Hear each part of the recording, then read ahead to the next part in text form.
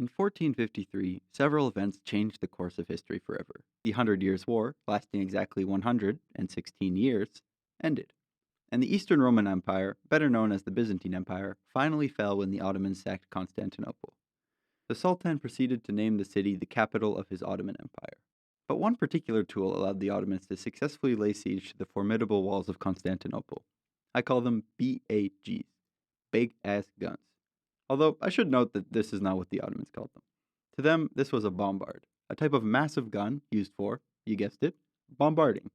Famed engineer Orban is credited with building the very biggest of these for the siege of Constantinople, which he, ironically enough, offered to the Byzantines first. Anyway, these BAGs worked really well, as the Byzantines can certainly attest, so of course the Ottomans kept building them. And in 1464, which we know from the inscription, they built a particularly notable gun. Today, we call it the Dardanelles Gun. That name is anachronistic, though. The Dardanelles Gun also has its loading instructions engraved, which is quite helpful if you wanted to load it again in the present. That might be foreshadowing. Over 5 meters long and weighing over 37,000 pounds, that is insane by the way, it was built of bronze and it was a total beast. It came in 2 different parts that screw together to make the massive barrel. I certainly would not want to have it pull up outside my castle. Frankly though, it didn't get up to anything super significant until the Dardanelles operation. This operation was part of the Napoleonic Wars. France was allied with the Ottomans, who were going to attack Russia at the same time as France, and of course Britain was going to help Russia because they don't mess with the French and also because Russia acts nicely. If you know your history, this is in the early 1800s, which is a lot later than 1464. At this time, the British Navy deployed for the Dardanelles.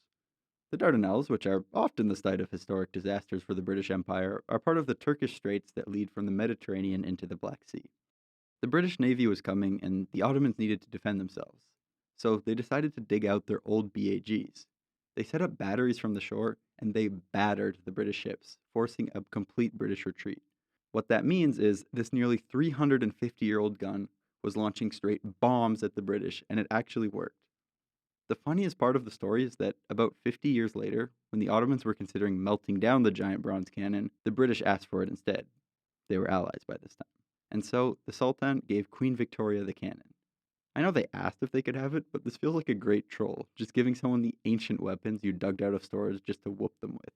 The British still have the gun to this day, although they don't use it, and it's the oldest confirmed surviving cannon in the world, certified by Guinness World Records.